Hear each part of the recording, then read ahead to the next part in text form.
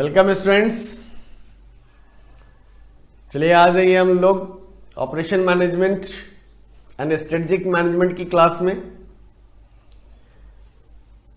Last class में हम लोगों ने लीनियर प्रोग्रामिंग कंप्लीट किया था।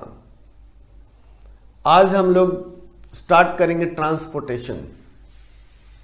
स्टडी नोट नंबर 4 का यह हमारा चैप्टर है। उसमें यह चल रहा है ट्रांसपोर्टेशन। ट्रांसपोर्टेशन वर्ड आते ही हमारे दिमाग में आता है गुड्स को ट्रांसफर करना from one source to another destination. एक जगह से दूसरे जगह पे, one place to another place हमें ट्रांसपोर्ट करना है। कैसे ट्रांसपोर्ट करें इसके बारे में हम लोगों को पढ़ना है। कैसे कहने का मतलब, ट्रांसपोर्टेशन कॉस्ट हमारे पास मिनिमम क्या आएगा अगर किसी पर्टिकुलर प्लेस से पर्टिकुलर डेस्टिनेशंस पे अगर हम लोगों को जाना है, मतलब गुड्स को ट्रांसपोर्ट करना है, तो ट्रांसपोर्टेशन कॉस्ट क्या आएगा। तो ट्रांसपोर्टेशन का मीनिंग तो नॉर्मल सभी को पता है, transfer of goods from one source to another destinations. अब ट्रांसपोर्टेशन प्रॉब्लम के बारे में हम लोग पढ़ना है according to the operation management and this is also the part of the operation research. हम लोग यहाँ पे ट्रांसपोर्टेशन के बारे में पढ़ेंगे। ट्रांसपोर्टेशन का डेफिनेशन, एक्चुअल डेफिनेशन क्या है। चलिए अगर ट्रांसपोर्टेशन की बात करें तो ट्रांसपोर्टेशन का एक्चुअल डेफिनेशन क्या है। Transportation problem is basically concern with the situation for the transfer of goods from one source to another source, one source to another destination at minimum cost, at minimum cost। यानी minimum cost पे different source से different destinations पे goods को transfer करना, that is the transportation problem.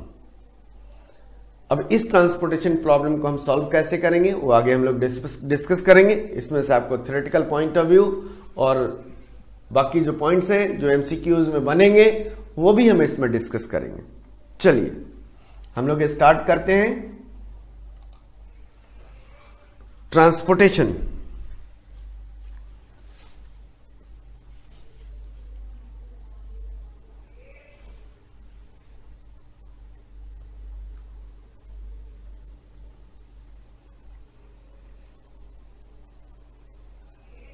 Transportation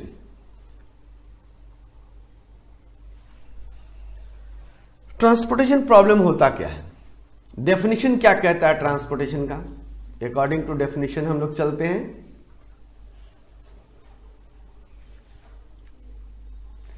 सबसे पहला point आप लोगों को ध्यान रखना है, it is a special type of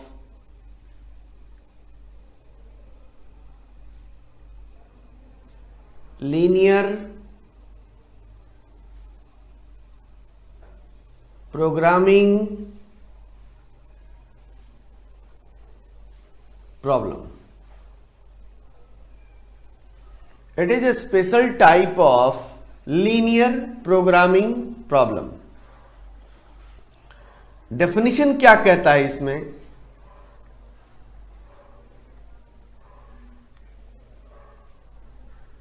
definition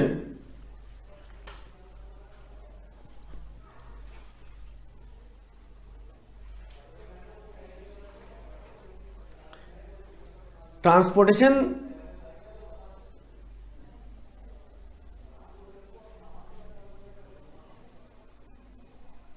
problem basically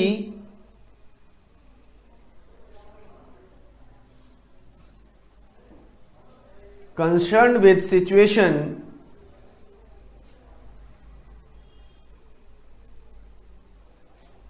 of transfer of goods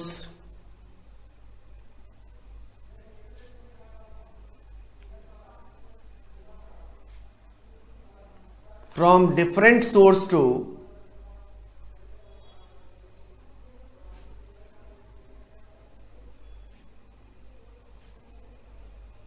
different destination,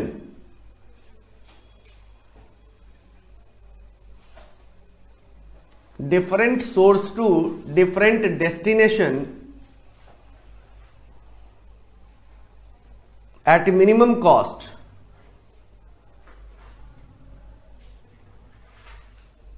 Minimum cost, at minimum cost according to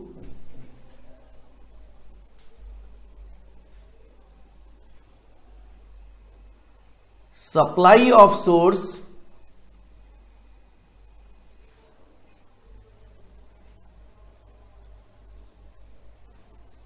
and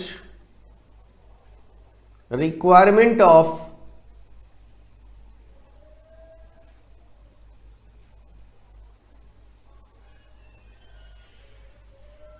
destinations. या actual definition है, आप लोग ये ध्यान रखना। अब मैंने एक डेफिनेशन लिखा है, अब इसमें डिफरेंट सोर्स मैंने यूज किया है। डिफरेंट सोर्स क्या है और डिफरेंट डेस्टिनेशन क्या है। मान लो किसी भी कंपनी के पास में 3 फैक्ट्रियां हैं और 4 डिपो हैं, और वो तीनों फैक्ट्रियां डिफरेंट डिफरेंट प्लेस पे लोकेटेड हैं, डिफरेंट डिफरेंट प्लेस पे लोकेटेड हैं, और डिफरेंट डेस्टिनेशंस कहने का मतलब उनकी जो वेयर हाउस है, गोडाउन्स हैं, वो डिफरेंट प्लेस पे लोकेटेड हैं। जैसे मान लो किसी एक कंपनी का जिसका फैक्ट्री 3 प्लेस पे लोकेटेड है, एक गाजियाबाद में, एक फरीदाबाद में और तीसरा दिल्ली में है। 3 फैक्ट्रीज हैं। अब उस कंपनी का डेस्टिनेशन अलग अलग है। एक दिल्ली में डिपो है, एक मेरठ में डिपो है, एक गुड़गांव में डिपो है और एक कानपुर में डिपो है। ये डिफरेंट डिफरेंट डेस्टिनेशंस हैं। हमें फैक्ट्री में प्रोडक्शन करके उसे स्टोर करने के लिए उसको वेयर हाउस में भेजना है। तो बेसिकली हमारे पास प्रॉब्लम क्या राइज होगा, किस फैक्ट्री से किस डिपो पे कितनी यूनिट ट्रांसपोर्ट करें, किस फैक्ट्री से किस डिपो पे कितनी यूनिट ट्रांसपोर्ट करें जिससे कि टोटल ट्रांसपोर्टेशन कॉस्ट मिनिमम हो। हर फैक्ट्री हर डेस्टिनेशन को सप्लाई कर सकता है, it is not a problem in any supply. Her factory her destination को सप्लाई कर सकता है, हर फैक्ट्री हर डिपो को सप्लाई कर सकता है। तो हमें क्या चाहिए, कंपनी क्या चाहेगी? कंपनी चाहेगी कि हमें इस तरीके से फैक्ट्री और डिपो का पेयरिंग किया जाए जिससे कि टोटल ट्रांसपोर्टेशन कॉस्ट मिनिमम हो, और फैक्ट्री की सप्लाई की कैपेसिटी को ध्यान में रखते हुए और डेस्टिनेशन मतलब डिपो का रिक्वायरमेंट को ध्यान में रखते हुए दोनों क्या होना चाहिए, सेटिस्फाई भी होनी चाहिए और कॉस्ट भी मिनिमम आना चाहिए। And this type of problem is called a transportation problem. Clear है? This is a transportation problem. अब मान लो कि अगर हमारे पास डिफरेंट फैक्ट्रीज हैं,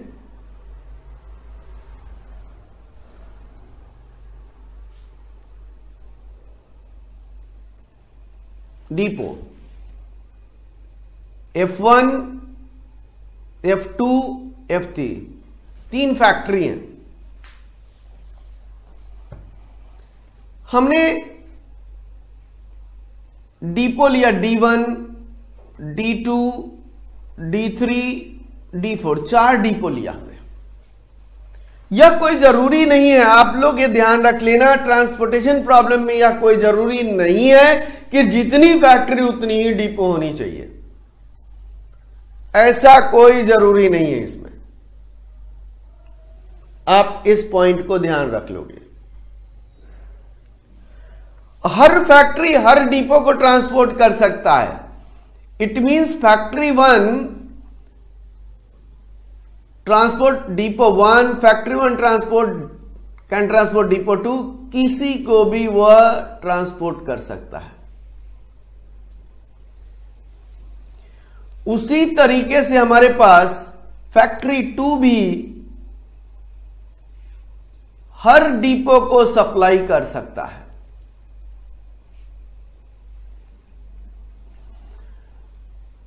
उसी तरीके से फैक्ट्री 3 भी सभी को सप्लाई करेगा। सप्लाई तो कर ही सकता है ना, सप्लाई करेगा, लेकिन हमें तो सप्लाई करने के लिए पेयरिंग देखनी होगी ना कि फैक्ट्री 1 डिपो 1 को सप्लाई करूं, इस तरीके से एक पेयर बनाया जाए। किसका? फैक्ट्री और डिपो का, कि किस फैक्ट्री से किस डिपो पे ट्रांसपोर्ट की जाए और कितनी यूनिट ट्रांसपोर्ट की जाए। Not only the transportation, how much quantity to be transported to minimise the cost. क्यों मिनिमाइजेशन ऑफ कॉस्ट? अगर हर फैक्ट्री डिफरेंट प्लेस पे लोकेटेड है, हर फैक्ट्री डिफरेंट प्लेस पे लोकेटेड है और हर डिपो डिफरेंट प्लेस पे लोकेटेड है, तो यह अलग अलग प्लेस पे लोकेट होने के कारण ट्रांसपोर्टेशन कॉस्ट पर यूनिट भी तो अलग अलग होंगे। बात आई समझ में? क्योंकि आप लोग कॉस्टिंग के स्टूडेंट हो, आप लोग ट्रांसपोर्ट कॉस्टिंग पढ़े हो सर्विस कॉस्टिंग में। क्योंकि अगर हमारे पास डिफरेंट डिफरेंट प्लेस पे फैक्ट्रीज हैं और डिफरेंट डिफरेंट प्लेस पे हमारे पास क्या डेस्टिनेशंस हैं, यानी हमारे पास डिपोज हैं, हर फैक्ट्रीज अगर हर डिपो पे ट्रांसपोर्ट करता है उसका ट्रांसपोर्टेशन कॉस्ट पर यूनिट तो अलग अलग आएंगे। जब अलग अलग होंगे तो हमें तो ये सोचना ही पड़ेगा ना कि किस फैक्ट्री से किस डिपो पे कितना यूनिट ट्रांसपोर्ट की जाए, जिससे कि टोटल ट्रांसपोर्टेशन कॉस्ट कम हो जाए। अगर ट्रांसपोर्टेशन कॉस्ट कम होगा तो ऑटोमेटिकली हमारे पास किसी भी चीज की प्रॉफिट तो बढ़ा ही सकते हैं। बात आती है, ये तो आधी डेफिनेशन की बात क्या है। मैंने कहा कि cost will be minimise according to the supply of source and requirement of destination. ये भी वर्ड मैंने यूज कर दिया इसमें, आई बात समझ में? चलिए, ऐसा क्यों कहा गया? मान लीजिए कि सिचुएशन क्या होगा। मान लो कि सिचुएशन फैक्ट्री 1 40 यूनिट सप्लाई कर सकता है, 50 यूनिट कर सकता है और F2 20 यूनिट कर सकता है, यानी टोटल तीनों फैक्ट्री मिलाकर कंपनी का 110 यूनिट प्रोडक्शन होता है और सप्लाई कर सकता है। डिपो की अपनी कैपेसिटी होगी, तो डिपो की कैपेसिटी क्या है? D1 की कैपेसिटी 30 है, 20 है, 40 है और 20 है। टोटल कितना हो गया? 110। जितनी फैक्ट्री की सप्लाई करने की कैपेसिटी है उतनी ही डेस्टिनेशन यानी डिपो का रिक्वायरमेंट है। तो there is no any more problem regarding the supply of source and requirement of destination. क्यों? क्योंकि जितना हम प्रोडक्शन कर रहे हैं उतना तो हमारा सप्लाई हो ही जा रहा है और उतनी रखने की कैपेसिटी भी है। तो हमारा सिर्फ पेयरिंग करने की बात आती है कि किस फैक्ट्री से किस डिपो को ट्रांसपोर्ट की जाए। लेकिन सिचुएशन को मैं जरा चेंज करूं, आप लोग सिचुएशन पे ध्यान देना। अगर मान लो कि फैक्ट्री 1 की सप्लाई करने की कैपेसिटी 30 है, इसका 50 है और इसका 20 है, टोटल हमारा 100 यूनिट सप्लाई होगा और डिमांड आपके पास 110 यूनिट ही है।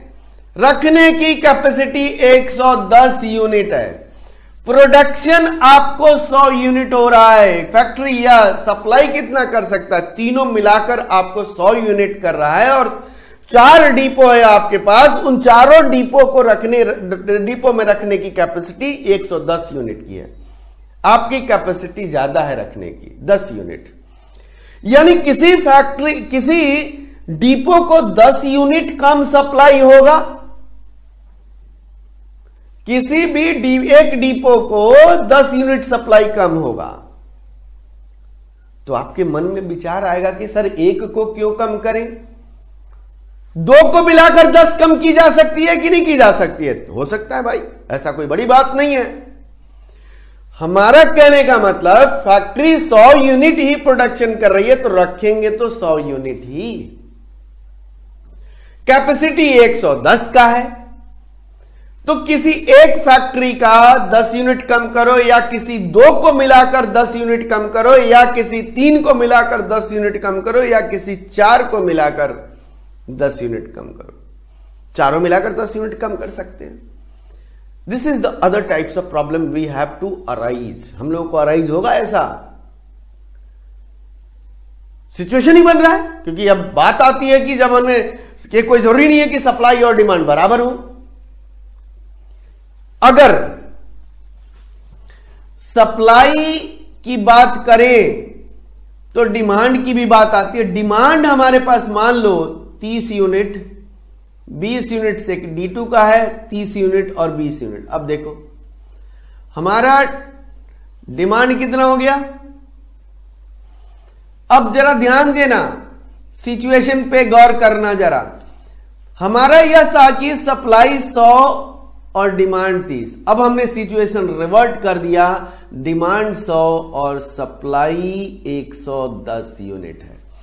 110 यूनिट सप्लाई करने की कैपेसिटी है, लेकिन रखने की कैपेसिटी ही 100 यूनिट है, तो 10 यूनिट तो कम सप्लाई होगा। तो सिचुएशन वही, कोई एक फैक्ट्री 10 यूनिट कम करे, या 2 मिलाकर 10 यूनिट कम करें, या तीनों मिलाकर 10 यूनिट कम करें, ऐसा भी सिचुएशन अराइज होगा।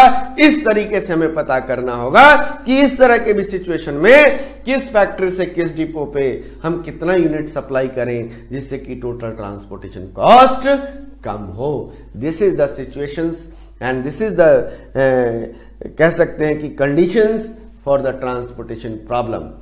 सिंपल सी बात है, 3 केस तो नजर ही आ रहा है, या इसको 2 ही केस में ध्यान रखो। अगर सप्लाई और डिमांड बराबर है तो एक केस अलग कर दो, सप्लाई और डिमांड बराबर नहीं है अलग केस करो। 2 तरह का तो साफ ऐसे ही दिख रहा है। चलिए अब बात करते हैं कि अगर हमारे पास यह तो सिचुएशन ट्रांसपोर्टेशन प्रॉब्लम का है। अब मान लो कि अगर हमारे पास फैक्ट्री और डिपो है तो कॉस्ट तो कुछ गिवन होगा, तो आपको कॉस्ट मैट्रिक्स होगा। कॉस्ट मैट्रिक्स टेबुलर फॉर्म में गिवन होगा। आप ध्यान रखना, डिफरेंट सोर्स से डिफरेंट डेस्टिनेशन का जो टेबल होता है, कॉस्ट का टेबल होगा, उसे हम कॉस्ट मैट्रिक्स भी कहते हैं। आप इस चीज को ध्यान रख लीजिएगा। This is the cost matrix.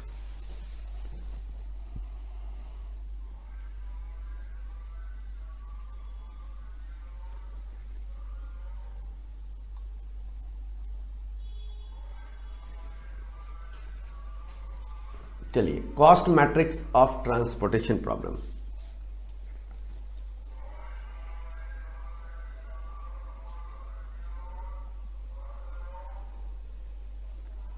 देखो क्या होगा, कॉस्ट मैट्रिक्स टेबल क्या है, यानी कि इसको हम कॉस्ट टेबल भी कहते हैं। आप ध्यान रखना, कोई अलग नहीं है। This is the cost table. देखो कि अगर हमारे पास फैक्ट्री है, फैक्ट्री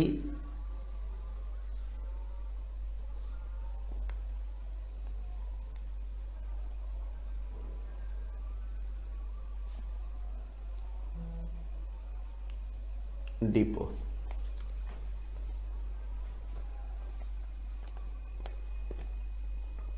चलिए फैक्ट्री में हमारे पास F1, F2, F3 and so on up to Fn, n factory है। n लो, M1 लो, ज्यादा नहीं ले रहे हम, 3 तक ही ले रहे हैं आप लोगों को। 3 फैक्ट्री अभी ले रहे हैं, 4 फैक्ट्री भी हो सकता है, 5 फैक्ट्री भी हो सकता है। एक यहां पे हम आप लोगों को केवल एक फॉर्मेट बता रहे हैं। डिपो हमने यहां पे ले लिया D1, D2, D3 और D4, 4 डिपो है।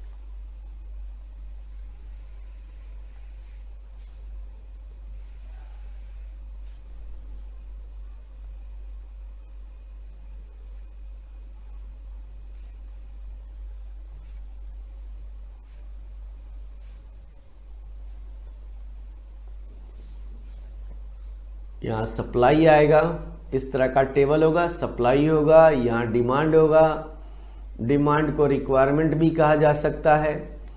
तो देखोगे कॉस्ट के फॉर्म में रहेगा। फैक्ट्री 1 से डिपो 1 की cost of first factory to first depot C11, this is the first row first column, इसीलिए 1 के रूप में ले रहे हैं ताकि आप लोगों को इस ध्यान रखना। Cost of first factory second depot, यानी सेकेंड कॉलम में है, first row second column. Cost of first factory third depot, cost of first factory fourth depot. Second का होगा C21, C22, C23, C24 and इसी तरीके से C31, C32, C34, 33 and C34 and supply is S1, S2, S3 and demand is D1, D2, D3 and D4. They are the table. इस तरह का format में table होगा। इस फॉर्मेट टेबल में आपको मैं बता दूं, यह जो बॉक्स है, आपको ध्यान देना आप लोग, यह जो बॉक्स है, इस बॉक्स को हम लोग कहते हैं सेल। क्या कहते हैं?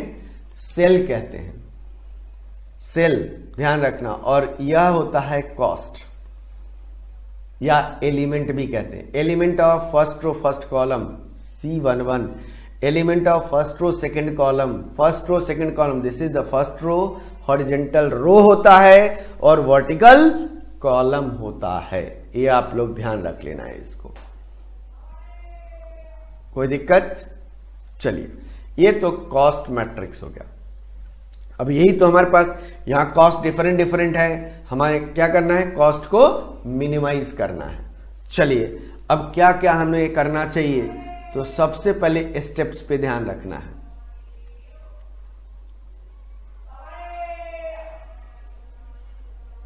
क्या क्या स्टेप्स हमारे पास फॉलो करनी चाहिए किसी भी सॉल्व करने के लिए, किसी भी ट्रांसपोर्टेशन प्रॉब्लम को सॉल्व करने के लिए? Steps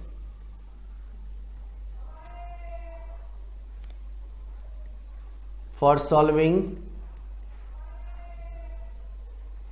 transportation problem.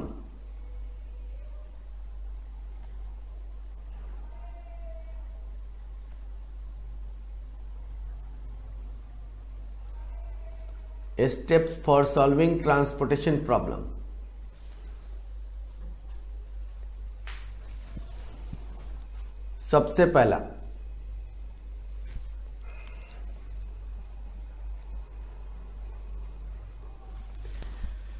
सबसे पहला, आपको क्या करना चाहिए? प्रॉब्लम मिनिमाइजेशन का है या मैक्सिमाइजेशन का है, ये चेक करना पड़ेगा आपको, बिना चेक किए हुए नहीं होगा। प्रॉब्लम इज मिनिमाइजेशन और मैक्सिमाइजेशन, प्रॉब्लम इज बैलेंस और अनबैलेंस, ये सारे चेकिंग पॉइंट है, बिना इसको चेक किए हुए आगे नहीं बढ़ेंगे। सबसे पहला,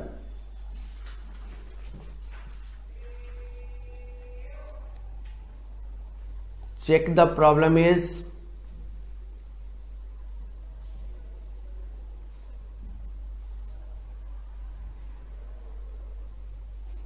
बैलेंस और अनबैलेंस।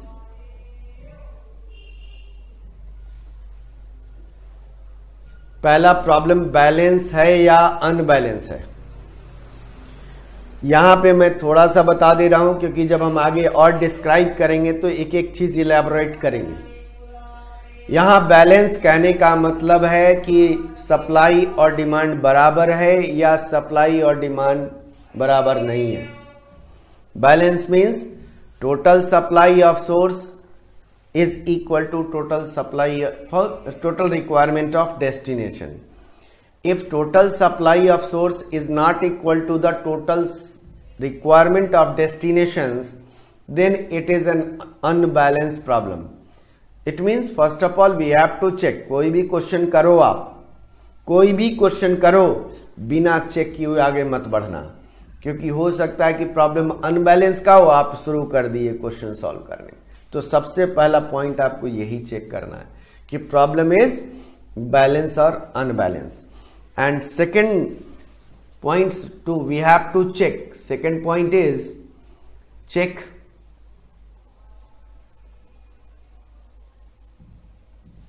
प्रॉब्लम इज मिनिमाइजेशन और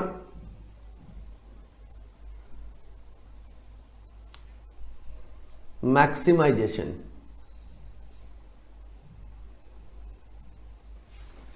it means we have to identify, या दो स्टेप्स आपको आइडेंटिफाई कर लेना है प्रॉब्लम से रिलेटेड। क्या प्रॉब्लम से रिलेटेड होगा? दैट प्रॉब्लम से रिलेटेड यही है कि मिनिमाइजेशन है मैक्सिमाइजेशन में। अगर हमारे पास प्रॉब्लम में कॉस्ट मैट्रिक्स गिवन है, प्रॉब्लम में क्या है? कॉस्ट मैट्रिक्स गिवन है आपको। अगर प्रॉब्लम में कॉस्ट मैट्रिक्स गिवन है तो प्रॉब्लम इज मिनिमाइजेशन। अगर मैट्रिक्स कॉस्ट मैट्रिक्स ना देके अगर प्रॉफिट मैट्रिक्स दे दिया, किसी भी फैक्ट्री से किसी भी सेल्स एजेंसीज पे अगर मैं ट्रांसपोर्ट करता हूं तो मेरा, और ट्रांसपोर्ट करूंगा और वह सेल्स एजेंसीज सेल करता है तो प्रॉफिट मैक्सिमाइजेशन होगा। यानी problem is not basically based on minimisation, but in generally transportation problem, in general transportation problem, in general transportation problem क्या है हमारे पास? मिनिमाइजेशन होगा। लेकिन अगर मैक्सिमाइजेशन होगा तो कैसे ट्रीटमेंट करेंगे वो आगे की चीजें हैं। तो इसलिए पहले मैंने आप लोगों को माइंडसेट तैयार किया कि प्रॉब्लम आपको देखो, balance unbalance, minimisation maximisation. It means basic general clear होगा कि चार तरह का प्रॉब्लम हमारे पास आने वाला है। एक generally minimisation unbalance, minimisation unbalance, maximisation balance, maximisation unbalance. यह चार बेसिक प्रॉब्लम हुआ, उस बेसिक प्रॉब्लम को सॉल्व करना है। लेकिन अकॉर्डिंग टू डेफिनेशन ट्रांसपोर्टेशन कहता है मिनिमाइजेशन ऑफ कॉस्ट। हाँ, हम मिनिमाइजेशन के पॉइंट ऑफ व्यू से ही प्रॉफिट मैक्सिमाइजेशन करेंगे, ऐसी बात नहीं है, करेंगे उसमें भी। तो चलिए, सबसे पहले तो हमने स्टेप्स की बात किया है। अब आते हैं तीसरा स्टेप में। Third step is find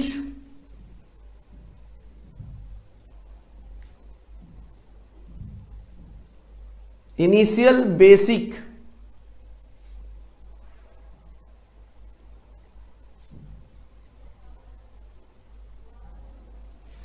feasible solution.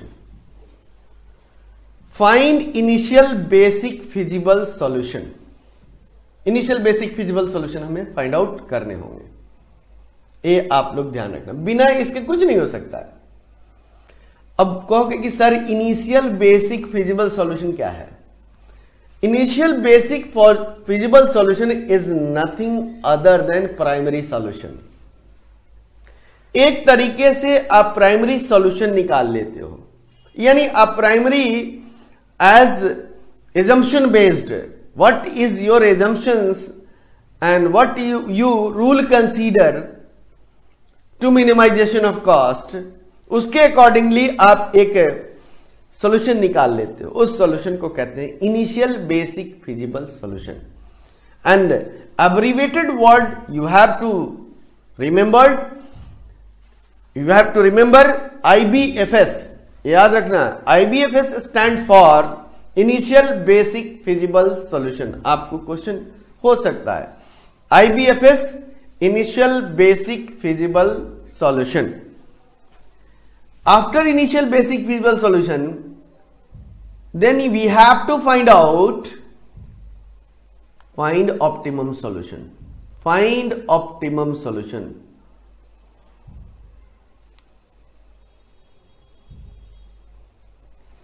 Find optimum solution, clear है? फाइंड ऑप्टिमम सॉल्यूशन, कोई दिक्कत नहीं है इसमें। अब optimum solution is also called test of optimality. This is also the steps of test of optimality.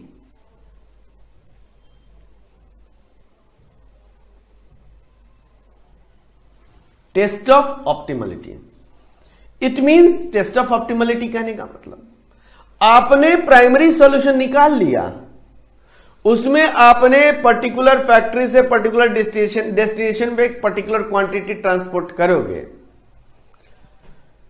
तो क्या वो मिनिमम कॉस्ट दे रहा है?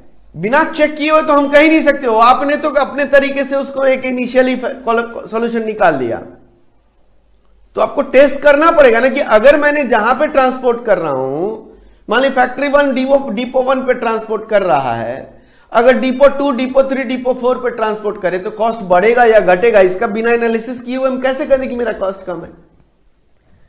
And it is part of analysis. यानी कि जिस डिपो पे मैंने ट्रांसपोर्ट नहीं किया है, अगर मैं उसको पर्टिकुलर फैक्ट्री से ट्रांसपोर्ट करूं तो मेरा कॉस्ट बढ़ेगा या घटेगा, इसका एनालिसिस करना तो जरूरी है। बिना जरूरी है, इसको बिना एनालिसिस किए तो हम कह ही नहीं सकते कि मेरा कॉस्ट सबसे मिनिमम है। तो यही है टेस्ट ऑफ ऑप्टिमलिटी, यानी 4 बेसिक स्टेप्स हमें फॉलो कर लेने। First 2 steps for identifications, and you have to identify the problem. Problem is minimization, maximization, balance, unbalance, they are the problem. अब इनिशियल बेसिक फिजिबल सॉल्यूशन और उसके बाद optimum solution, they are the calculated part. यह calculation करना पड़ेगा, इसमें calculation है यहां पे। तो इनिशियल बेसिक फिजिबल सॉल्यूशन कैसे निकालते हैं, इसके बारे में भी हम लोगों को डिस्कस करना पड़ेगा कि विदाउट डिस्कस किए हुए तो हो नहीं सकता इसमें। तो चलिए अब हम लोग यहां पे क्या करेंगे, IBFS initial basic feasible solution के बारे में पढ़ेंगे। It is a primary solution, it is a primary solution to find out the transportation schedule. Transportation schedule कहने का मतलब किस फैक्टर से किस डिपो पे कितनी क्वांटिटी ट्रांसपोर्ट की जाएगी, that is the transportation schedule, and this is the primary solution. यह प्राइमरी सॉल्यूशन है। चलिए इनिशियल बेसिक फिजिबल सॉल्यूशन में क्या क्या चीजें हमें देखनी है।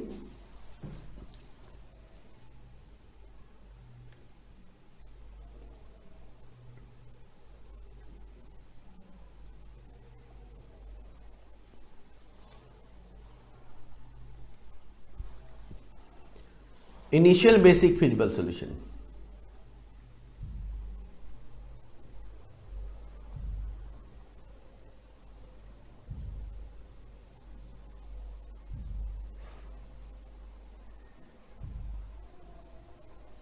And abbreviated word is IBFS। आप लोग ध्यान रख लेना, IBFS stand for initial basic feasible solution. This is the IBFS, and it is a primary solution. It is a primary solution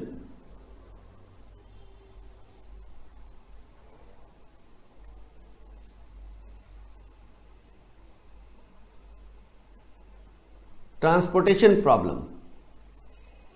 ये तो आपको निकालना ही निकालना है, बिना इसके तो आगे बढ़ना ही नहीं है। प्राइमरी सॉल्यूशन तो आपको फाइंड आउट करने पड़ेंगे। बिना प्राइमरी सॉल्यूशन फाइंड आउट किए हुए आप IBFS आगे नहीं बढ़ सकते हो, मतलब टेस्ट ऑफ ऑप्टिमलिटी नहीं कर सकते हो। अब आते हैं हम लोग methods of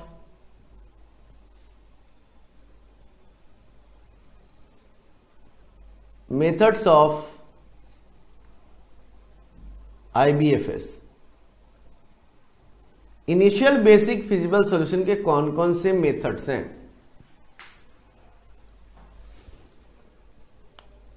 first is north west corner method.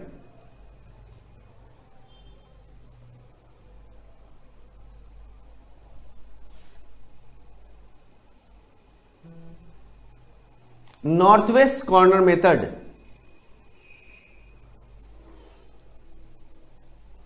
इसको कहते हैं, इसको शॉर्ट वर्ड में NWCM, एब्रिविएटेड वर्ड में लिखाता चल रहा हूं, आपका मेथड का नाम भी ध्यान रखना है। First is north west corner method, second is least cost method,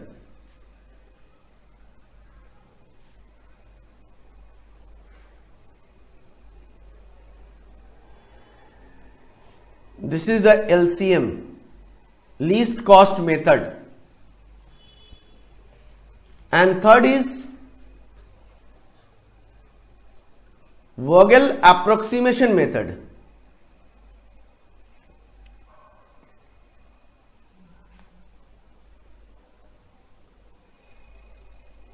Vogel approximation method, this is VAM. Vogel approximation method, this is a VAM. क्या है? VAM है। ये तीन मेथड्स हैं, आपको तीन मेथड्स हैं आपके पास, ये तीन मेथड्स के अकॉर्डिंगली करेंगे। ये मेथड्स को नहीं है, लाइक एजम्पशन है। देखो नॉर्थ वेस्ट कॉर्नर मेथड क्यों नाम पड़ा उसका भी मैं डिस्क्राइब करूंगा जब आके आऊंगा। North west corner method, least cost method and Vogel approximation method, ये तीन मेथड्स हैं। ये तीन मेथड्स हमारे पास IBFS में यूज होता है। अब सिंपल सी बात है, वॉगेल अप्रोक्सीमेशन मेथड का दूसरा नाम भी है यूनिट कॉस्ट पेनल्टी मेथड।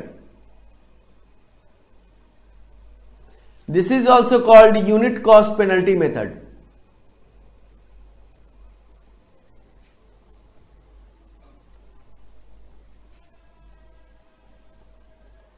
या पेनल्टी मेथड शॉर्ट में यूज कर सकते हैं। शॉर्ट में पेनल्टी मेथड हम यूज कर सकते हैं। अब देखो तीन मेथड्स हैं।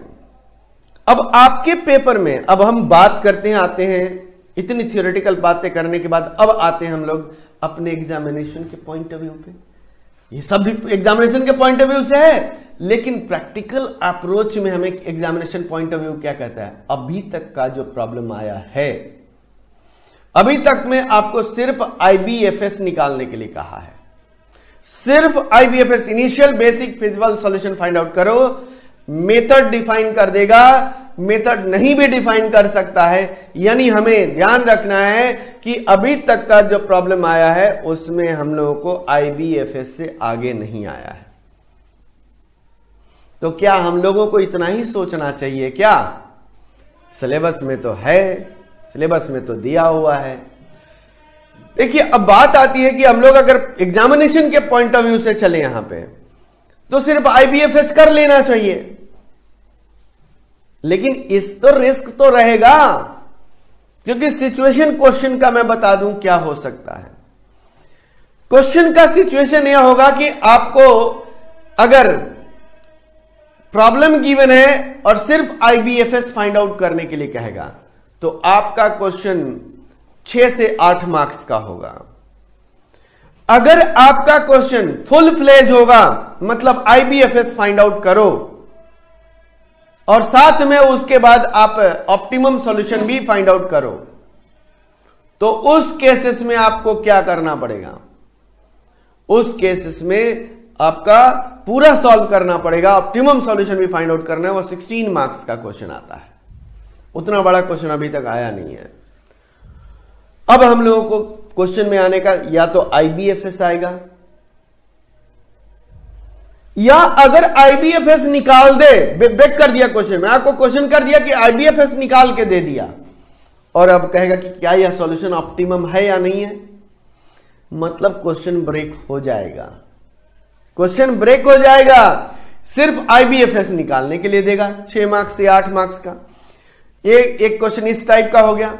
या अगर ये नहीं देता है तो मान लो क्या कर सकता है, IBFS निकाल के दे दिया आपको, IBFS ऑलरेडी फाइंड आउट करके दे दिया, और आपको कहेगा कि क्या यह सॉल्यूशन ऑप्टिमम है या नहीं है, तो ये तो हमें फाइंड आउट करने पड़ेंगे। बताओ जरा, ये तो हमें पूरा पढ़ना होगा कि नहीं पढ़ना होगा? अब तो छोड़ने की बात ही नहीं आ रही है।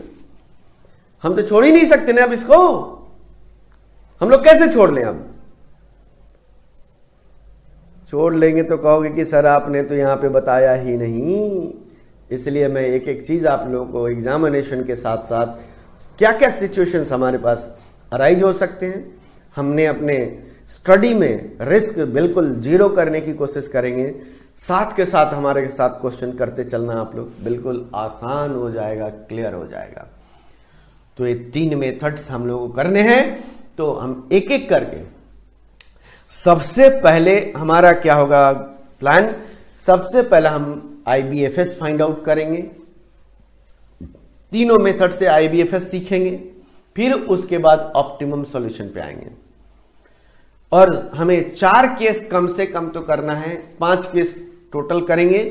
कम से कम 4 केस तो आपको ध्यान में रखना ही है, 5वां केस मेरे तरफ से एक्स्ट्रा रहेगा, क्योंकि थोड़ा सा देना पड़ेगा ना ज्यादा। अगर सिचुएशन में बना दिया वैसा क्वेश्चन तो क्या करोगे, करना तो है ना। तो इसलिए 5वां केस मैं अपने तरफ से आप लोगों को दूंगा, उसमें कराऊंगा और आप उसको देखोगे। तो यहां पे हम लोगों का north west corner method, least cost method और तीसरा हमारे पास वोगेल अप्रोक्सीमेशन मेथड है। यह 3 मेथड्स हम लोग IBFS का करेंगे। साथ के साथ केसेस भी चलेंगे। पहला केस हमारा होगा मिनिमाइजेशन एंड बैलेंस, दूसरा केस होगा मिनिमाइजेशन एंड अनबैलेंस, तीसरा केस होगा हमारे पास मैक्सिमाइजेशन एंड बैलेंस, चौथा केस होगा हमारे पास मैक्सिमाइजेशन एंड अनबैलेंस, और 5वां जो केस होगा हमारा वह रिस्ट्रिक्टेड कंडीशन पे होगा। वह 5वां मैं आगे बताऊंगा आप लोगों को। यह तो हमारा प्लान है। इसमें आपको जो मैंने आज बताया है उस चीज को आप लोग बिल्कुल टिप्स पे दिमाग में बिठा लें और एक एक चीज करते चलेंगे। अब आते हैं तीनों मेथड्स में, north west corner method, least cost method and Vogel approximation method. तीनों अलग अलग रूल्स हैं, तीनों अलग अलग रूल्स फॉलो किए गए हैं। क्या रूल्स फॉलो करता है यहां पे? रूल्स यह फॉलो यहां कर रहा है नॉर्थ वेस्ट कॉर्नर। अगर मैं मैप की बात करूं तो नॉर्थ वेस्ट कॉर्नर क्या सिचुएशन क्या होगा, फर्स्ट कॉर्नर यानी कि फर्स्ट फैक्ट्री से फर्स्ट डिपो पे कितना यूनिट पहले ट्रांसपोर्ट की जाएगी, पहले वहीं ट्रांसपोर्ट की जाएगी। नॉर्थ वेस्ट कॉर्नर रूल क्या कहता है, पहले फर्स्ट फैक्ट्री फर्स्ट डिपो को सप्लाई करेगा। अगर फैक्ट्री की सप्लाई बची हुई है, डिमांड कंप्लीट हो गया है, तो दूसरे डिपो को देगा। अगर फैक्ट्री की सप्लाई खत्म हो गई और डिमांड डिपो का बचा हुआ है तो दूसरे फैक्ट्री से लेगा। इस पॉइंट ऑफ व्यू से पहला स्टार्टिंग तो फर्स्ट फैक्ट्री फर्स्ट डिपो से ही होगा, उसी से आगे की ओर बढ़ेगा। फर्स्ट फैक्ट्री से हम देखेंगे, फिर सेकंड फैक्ट्री जाएंगे, थर्ड फैक्ट्री जाएंगे। इस तरीके से factory wise north west corner method में हमें फाइंड आउट करेंगे। ये तो नॉर्थ वेस्ट कॉर्नर रूल का है। सेकंड कहता है कि लीस्ट कॉस्ट मेथड, हम सबसे पहले उस फैक्ट्री से उस डिपो पे ट्रांसपोर्ट करेंगे जिसमें सबसे मिनिमम कॉस्ट है, सबसे मिनिमम कॉस्ट वाले को पहले ट्रांसपोर्ट करेंगे। इस रूल को अगर फॉलो करें तो हमारे पास क्या होगा, Vogel approximation least cost method है। एंड थर्ड जो हमारे पास है वोगेल अप्रोक्सीमेशन मेथड है। एंड वोगेल अप्रोक्सीमेशन मेथड क्या है, यूनिट कॉस्ट पेनल्टी मेथड। अगर मैं अपने लीस्ट कॉस्ट वाले, कोई भी फैक्ट्री अपने लीस्ट कॉस्ट वाले डिपो को ट्रांसपोर्ट अगर नहीं कर पाता है, तो अगर वह उससे हायर वाले को ट्रांसपोर्ट करेगा तो कितना कॉस्ट बढ़ने की संभावनाएं है, कितना पेनल्टी होगा, मतलब हायर कॉस्ट होगा, इसके बारे में सिचुएशन देखेंगे। तो ये 3 हमारे पास मेथड्स हैं, इन 3 मेथड्स को हम लोग यहां पे करेंगे। ठीक है, जो आगे हम लोगों को यह नेक्स्ट क्लास में हम लोग करेंगे इसको। ठीक है, आज के लिए इतना ही। Happy learning.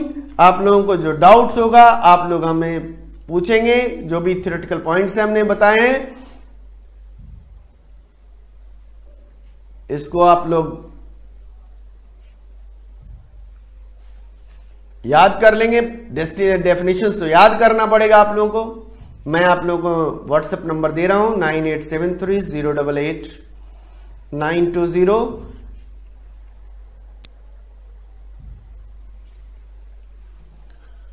यहां तक हम लोगों का आज क्लास हुआ और इसके बाद हम लोगों का जो स्टार्ट होगा वह प्रैक्टिकल क्वेश्चन से हम लोग आगे बढ़ेंगे। यह ट्रांसपोर्टेशन प्रॉब्लम का बेसिक थ्योरेटिकल कंसेप्ट था, और इसके आगे हम लोग प्रैक्टिकल अप्रोच में अब एंटर करेंगे, जो हम लोग नेक्स्ट क्लास में करेंगे। आज के लिए इतना ही, और क्लास के लिए थैंक यू वेरी मच।